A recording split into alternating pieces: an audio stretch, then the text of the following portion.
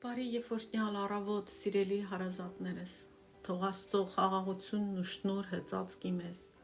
Աստծո կենարար ջրերը հոսեն մեր կյանքերի մեջ, ամեն չորացած բան թող Տերը իր ողորմությամբ ծաղկեցնի եւ մեր կարծրացած սրտերը քանդի։ Հայր Աստված, աղոթում ու բարեխոսում եմ ամեն մեկիս համար, իմ ընտանիքի բոլոր անդամների համար, իմ հարազատների համար, իմ հոգևոր հետևորդների համար, Տեր ջան։ Օգնի մեզ, որ ամեն օր մեր ազատ կամքով եւ մեր ազատ ընտրությամբ խաչը հանենք մեր էգոն, մեր եսը, մեր մարմնական ցանկությունները, աշխարհի հմայքները, աշխարհի կանչը ու գրավչությունը եւ հետևենք քեզ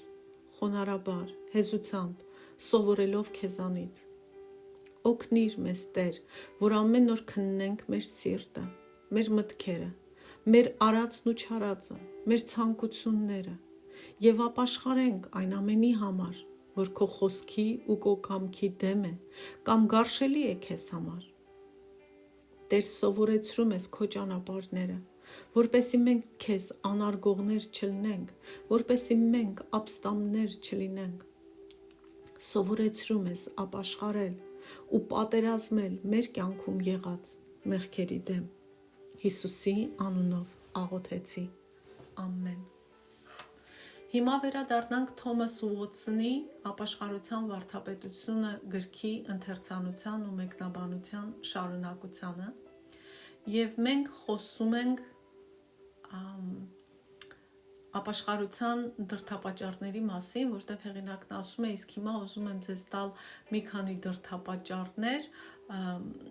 ներկայացնել, որ խրախուսեմ ձեզ ապաշխարեք։ Մենք խոսեցինք երեք երկուսի մասին, որ մեր սրտի վշտացած լինելը ու մեր սրտի հալելը մեզ պատրաստում է յուրաքանչյուր սուրբ գործի։ Երկրորդը, որ ապաշխարությունը շատ ընդունելի է Աստծո համար։ Իսկ այսօր շարունակենք։ Ապաշխարությունը մեր բոլոր ու ամեն կարգի ծառայությունները Աստծո առաջ գովելի եւ ընդունելի են դարձնում։ Ասեմ իմանաք, այս ծառայությունների մեջ մտնում է նաեւ մեր աշխատանքը մեր գործի տեղում, մեր որպես մայր ընտանիքի մայր լինելը, որպես հայր լինելը, ամուսին ու կին լինելը, որտեղ դա մեր կյանքի ծառայություններն են։ Նաեւ սա միայն եկեղեցական ծառայությանը չի վերաբերում։ Աստծո խոսքը լսելը Աստված համարում է լավ բան, եթե Աստծո խոսքը խոցում է մեր սիրտը, պատռում է մեր սիրտը ու փոխվում է մեր կյանքի ընթացքը։ Գործք առաքելոցի 2-րդ գլխի 37-ում ասվում է. երբ նրանք այս լսեցին, իրենց սրտում զղջացին եւ Պետրոսին ու մյուս առաքյալներին ասացին. ինչ պիտի անենք, եղբայրներ։ Այսինքն Աստծո խոսքը, որ լսում ենք, կարդում ենք, պետք է դրդի մեզ մեր կյանքերը փոխելու, տեսնելու մեր մեղքերը ու ասելու ուզում եմ ազատվել, ինչ պիտի անեմ։ Որովհետև Աստծո խոսքի լսելը այն կատարելու հնազանդության մեջ է։ Աղոթքը հաճելի է Աստծուն, երբ այն բարձրանում է կոտրված ու խոնարհ սրտից եւ ոչ թե ինքնահավան ու գոռոզ սրտից։ Աստվածաշնչում սրա պարզ օրինակը տեսնում ենք։ Մաքսավորը գլուխը խոնարած անգամ չէր երկինք նայում, ամաչում էր երկինք նայեր, կուրծքն էր ծեծում եւ ասում էր. Աստված ողորմիր ինձ մեղավորիս։ Եվ Մաքսավորի այս աղոթքը պատռեց երկինքը, լսելի եղավ Աստծուն, ընդունելի եղավ։ Իսկ կրոնավոր Փարիսեցու աղոթքը, որում նա միայն գլուխ էր գովում ու համեմատվում ուրիշների հետ, մեծամտանում Աստծո առաջ ընդունելի չեղավ։ Եկեք կարդանք այդ ամբողջ հատվածը ու տեսնենք, ինչ է Հիսուսն ասում այդ մասին։ Ղուկաս 18-ի 18-րդ գլխի 9-ից 14-ը։ Ոմանց էլ, որոնք համոզված էին, որ իրենք արդար են եւ ուրիշներին արհամարում էին, Հիսուսն այս առակն ասաց. մինչև կարդալը, արդյոք մեր մեջ ես ինքս նման չեմ այս խոսքին, որ մտածում եմ ես ինքս արդար եմ և ուրիշներին արհամարհում եմ, վերևից եմ նայում։ Արդյոք դու այդպիսին չես։ Ես գիտեմ, որ իմ կյանքի տարբեր էտապներում ես այդպես եմ եղել, ու դեռ կան պահեր, որ այդպես եմ մտածում, ցավոք սրտի, բայց գոհանում եմ Աստծուց, որ կա ապաշխարություն և սրբացումը դեռ ընթացքի մեջ է, ավարտված չի։ Սա է կարդալ Աստծո խոսքը և մտածել, արդյոք ես այսպիսին եմ։ Մի նախադասություն, նստել ու քննել քո սիրտը, քո միտքը, քո վերաբերմունքը ուրիշի հետ, արդյոք ես այսպիսին եմ։ Ուրեմն Հիսուսն ասաց, այս առակը պատմեց, երկու մարդ տաճար ելան աղոթելու, մեկը փարիսեցի, մյուսը մաքսավոր։ Փարիսեցին առանձին կանգնած այս աղոթքներ անում. Ով Աստված, շնորհակալ եմ քեզանից, որ ես ուրիշ մարդկանց պես չեմ, ինչպես հափշտակողները, անիրավները, շնացողները, և կամ ինչպես այս մաքսավորը։ Շաբաթը 2 անգամ ծոմ եմ պահում և 10-րդ եմ տալիս այն ամենից, ինչ ունեմ։ Իսկ մաքսավորը հեռու կանգնած չէր էլ կամենում աչքերը երկինք բարձրացնել, այլ ծեծում էր իր կուրծքը և ասում. Ով Աստված, ողորմիր ինձ մեղավորես։ Եվ Հիսուսն ասաց, ասում եմ ձեզ, որ այս մաքսավորը արդարացած իջավ իր տուն, որովհետև ամեն ոք, ով ինքն իրեն բարձրացնում է, կխոնարհվի, իսկ ով ինքն իրեն խոնարհեցնում է, կբարձրացվի։ Ուրեմն մենք տեսնում ենք, որ ոչ մի աղոթք չի դիպչում Աստծո սրտին ու ականջին, բացի այն աղոթքից, որ բխում է մեղքը ընդունած սրտից։ Ոչ թե որ Աստված չի լսում, լսում է, բայց իր համար դա ընդունելի չէ, որտեղ Աստված գոռոզին, մեծամտին, մեծամտածողին, ինքնահավանին մերժում է։ 4. Առանց ապաշխարության ուրիշ ոչինչ մեզ չի օգնի։ Ոմանք հպարտանում են իրենցով, որ աստվածաշնչյան շատ գիտելիք ունեն կամ ընդհանրապես շատ գիտուն մարդիկ են։ Բայց ինչին է օգտակար այդ գիտելիքը առանց ապաշխարության։ Ավելի լավ է մեր կյանքում սպանել մեկ մեղք, քան հասկանալ Աստծո բոլոր խորհուրդները, հասկանալ աստվածաշնչյան ամեն անհասկանալի բաները ու շարունակել ապրել մեղքի մեջ ու չապաշխարել մեղքերի համար։ Ինչ օգուտ է տալիս իմանալ ամբողջ Աստվածաշունչը անգիր, բայց գնալ դժոխք։ Սատանան էլ Աստվածաշունչը շատ լավ գիտի և Աստծուն ինձնից ու քեզանից լավ է ճանաչում։ Նա փառաբանության հրեշտակն է եղել, բայց միևնույն նա դժոխք է գնալու։ Ոչ մի օգուտ չի տվել, որ նա առաջնային հրեշտակ ա եղել, բարձր հրեշտակ ա եղել, Աստծուն ճանաչել ա, երկնքում էլ մուտք ու ելքի իրավունք ա ունեցել։ Ոչ մի օգուտ, նույն կերպ էլ մեզ համար։ Ինչ օգուտ։ Հիմա սա չի նշանակում ենք Աստծո խոսքը չպիտի սովորենք, չպիտի իմանանք, բայց բանը նրանում է ինչի համար ենք սովորում։ Ինչի համար ենք ժամանակ դնում Աստվածաշունչը կարդում, եթե պիտի չփոխվենք։ Եթե այդպես էլ պիտի մնանք ըմբոստացած Աստծո դեմ ու մեր էշին նստած։ Այսպես անմաքուր մտածողները, այսպես սխալ մտածողները նման են սատանային, որը ինքն էլ հեշտությամբ վերածվում է ու ներկայանում է որպես լույսի հրեշտակի։ Մեզ թվում է, որ եթե Աստվածաշունչ ենք կարդում, ձեռքներիս տակ դրած եւ այլն, մենք լույսի մարդիկ ենք, բայց լույսի մարդը նա է, ով կատարում է Աստծո խոսքը։ Եթե չեք հավատում, որ սատանան լույսի հրեշտակի պես է ներկայանում, կարդանք 2 Կորինթացիների 11-րդ գլխի 14-ից 15-ը, որտեղ ասվում է. Եվ զարմանալի էլ չէ, որտեղ սատանան ինքն էլ լույսի հրեշտակի կերպարանք է ընդունում, այսինքն նա շատ լավ խաբել գիտի։ Ուրեմն մեծ բան չէ, որ նրա սպասավորներն էլ արդարության սպասավորների կերպարանք ընդունեն։ նրանց վերջը իրենց գործերի պես է լինելու։ Ուրեմն ունենալ մեծ, հզոր ինտելեկտ, շատ գիտելիք, բայց ունենալ վատ, անապաշխար սիրտ, մեղքի մեջ թաթախված կյանք նման է արտակնապես շատ գեղեցիկ լինելուն, բայց մեջդ քաղցկեղ ունենալուն, որ սպանում է քեզ։ Գիտելիքն առանց ապաշխարության մեզ չի փրկի։ Մենք փրկվում ենք Աստծո շնորհով ու հավատքով, բայց այդ հավատքը մեզ պիտի տանի ապաշխարության։ 5-րդը Ապաշխարության ու զղջման արդյունքները համեղ են, ասում է հեղինակը։ Ապաշխարության արդյունքները համեմատվում են խունկի հետ, որը դառը համ ունի, բայց անուշ հոտ ունի և թարմացնում է հոգին։ Նույն կերպ ապաշխարությունը, թեև ինքնին դառն է, ծանր պրոցես է, բայց ապաշխարության հետևանքները ու արդյունքները ապաշխարության պտուղը շատ անուշն են ու լավն են։ Ապաշխարությունը բերում է ներքին խաղաղություն։ Մարդկային հոգիները երբեք այնքան չեն ընդարձակվում և ներքուստ հրճվում ու ցնծում, քան երբ մարդը խոնարհաբար հալվում է Աստծո առաջ ապաշխարությամբ։ Ապաշխարել բառը եբրայերեն նշանակում է մխիթարություն ստանալ։ Այսպիսով, երբ որ մենք ապաշխարում ենք, Աստված մեզ մխիթարում է, մեզ տալիս է մխիթարություն և մեզ լցնում է մեր սրտերն ու հոգիները ուրախությամբ։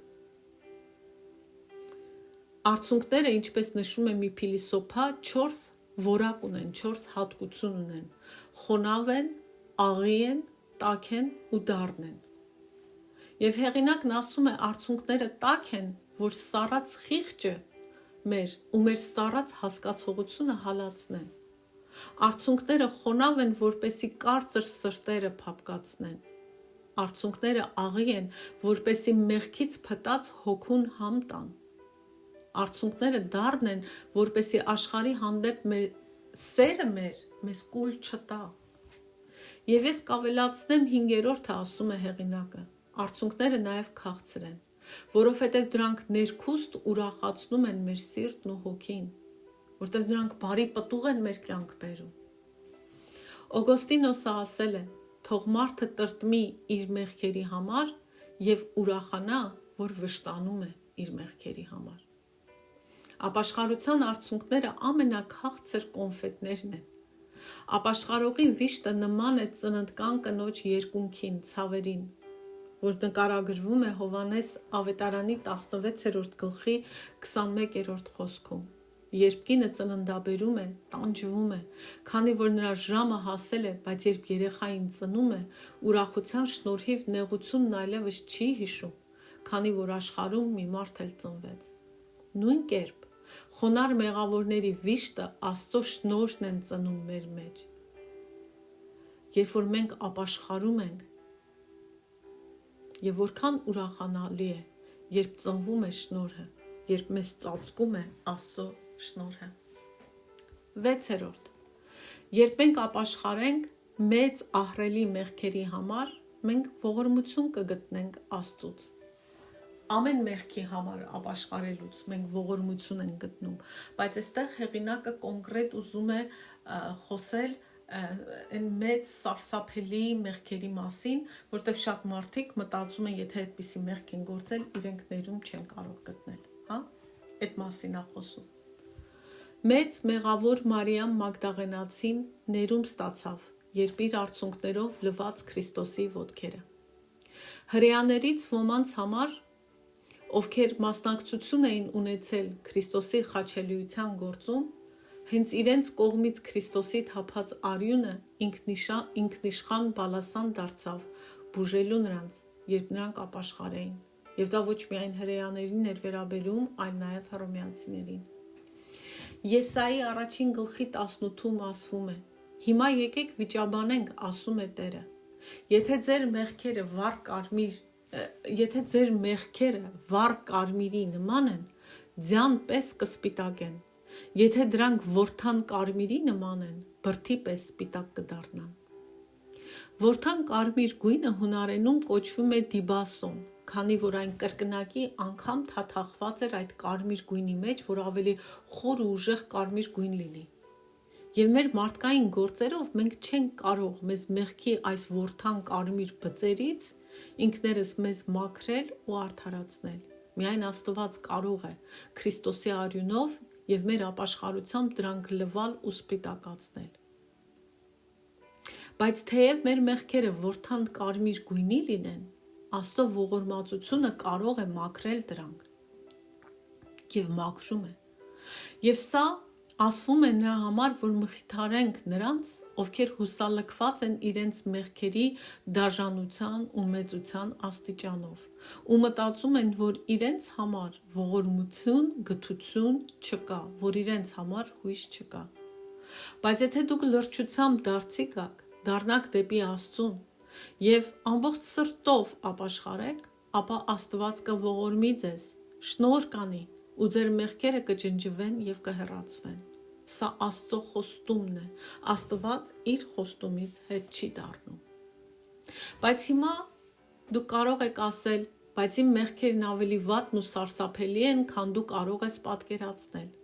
Ես էլ կասեմ, հավատում եմ, բայց խորհուրդս այն է, որ ավելի չմեծացնես ու չխորացնես մեղքդ չապաշխարելով։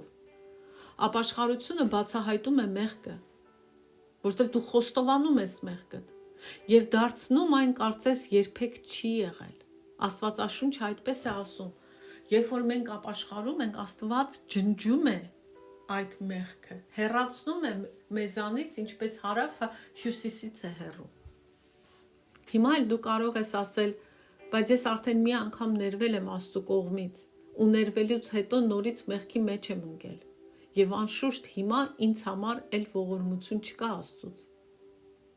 Եվ հեղինակն ասում է, ես գիտեմ, որ նովատյանները, որոնք մի շատ խիստ քրիստոնեական խմբակցություն էին մի ժամանակ, նրանք հավատում էին, որ եթե ներումից հետո դու նորից մեղքի մեջ ընկնեիր, ուրեմն էլ ողորմություն ու ներում Աստծուց չէիր կարող ստանալ։ Բայց անկասկած դա սխալ մոտեցում է ու սխալ մտածելակերպ։ Որովհետև Աստվածաշնչում, թե հին եւ թե նոր կտակարաններում կան բազմաթիվ օրինակներ անհատների, Աստծո զավակների, ովքեր կրկնել են նույն մեղքը կամ նորից մեղքի մեջ են ընկել։ Օրինակ Աբրահամը, ով 2 անգամ ստեց, որ Սառան իր քույրն է եւ ոչ թե իր կինը։ Օրինակ Ղովտը 2 անգամ արյունապղծություն կատարեց, չնայած աղջիկները իրեն հարբեցրել էին եւ իրենք էին քնել իրենց հոր հետ։ Կամ օրինակ Ասան, բարի թագավորը 2 անգամ մեղանչեց, վստահելով մահկանացու մարդուն Աստծո փոխարեն։ Կամ Պետրոսը, որ 2 անգամ տարբեր մեղք գործեց վախի պատճառով։ Ուրեմն թող սա լինի մխիթարություն նրանց համար, ովքեր նորից ընկել են մեղքի մեջ, կլինի նույն մեղքը կամ մեկ այլ մեղքի մեջ։ Եթե դուք բացարձակապես ու անկեղծորեն խոստովանեք ձեր մեղքերը ու ապաշխարեք, Աստված կբարձրացնի ողորմության սպիտակ դրոշը ձեզ համար։ Քրիստոսը մեզ պատվիրում է մեկ օրվում 70 անգամ 7 անգամ ներել մեր մեղավոր եղբորը, քրոջը, ով կլինի, եթե այդ մարդը զղջա։ Աստված կարդանք Մատթեոս ավետարանի 18-րդ գլխի 22 խոսքը։ Այդ ժամանակ Պետրոսը մոտենալով նրան Հիսուսին ասաց. Տեր, եթե իմ դեմ մեկը մեղանչի, քանի անգամ նրան ներեմ, մինչև 7 անգամ։ Հիսուսը ասաց. Քեզ չեմ ասում մինչև 7 անգամ, այլ մինչև 70 անգամ 7։ Եթե Տերը մեզ ասում է, որ նույն մարդուն պետք է մոտ 539 անգամ ներենք մի օրվա մեջ, այսինքն որքան անգամ ներում խնդրի, այնքան անգամ պիտի ներենք, ապա Աստված ինքը ավելի պատրաստ չի լինի ներելու մեզ, երբ մենք ապաշխարենք։ Հիշենք, Աստված մեզանից երբեք չի խնդրում ու չի պարտադրում անենք մի բան, որ ինքը չի արել մեզ համար։ Աստվածաշունչը ասում է, որ Աստծո շնորհն ու ողորմությունը նորանում է ամեն օր։ Երեմիայի ողբի 3-րդ գլխի 22-ից 23-ում ասվում է. Տիրոջ ողորմությունը չի դադարում, նրա գթությունը վերջ չունի։ Նրանք ամեն առավոտ նորանում են, մեծ է քո հավատարմությունը։ Եթե մենք կարող ենք ներել, ապա որքան ավելի շատ Աստված է ներում մեզ։ Չէ՞ որ մենք ստեղծված ենք իր պատկերով։ Եվ սա ասում եմ ոչ թե որևէ չապաշխարող մեղավորի քաջալերելու համար, որ լավ եք անում, մեղք եք գործում, ոչ, այլ մխիթարելու հուսահատ մեղավորին, ով կարծում է, որ անօգուտ է իր համար ապաշխարելը, որ ինքը կորած է, որ իր համար հույս չկա, որ ինքը դուրս է մնացել Աստծո ողորմությունից։ Ոչ, սիրելիս, եթե ամբողջ սրտով դարձի գաս, ամբողջ սրտով խոստովանես ու ապաշխարես, ներում կա։ Եվ այս հուսադրող բառերով ավարտենք այսօր։ Թող մեծամտներ չլինենք, որ ասենք մենք մեղք չենք գործել, եւ ոչ էլ այսպիսի անհույս մարդիկ լինենք մտածելով, որ մեզ համար ներում չկա։ Աստված ողորմած է, միայն թե մենք գոռոզ չլինենք կամ էլ հոգևոր տգետներ։ Ամեն։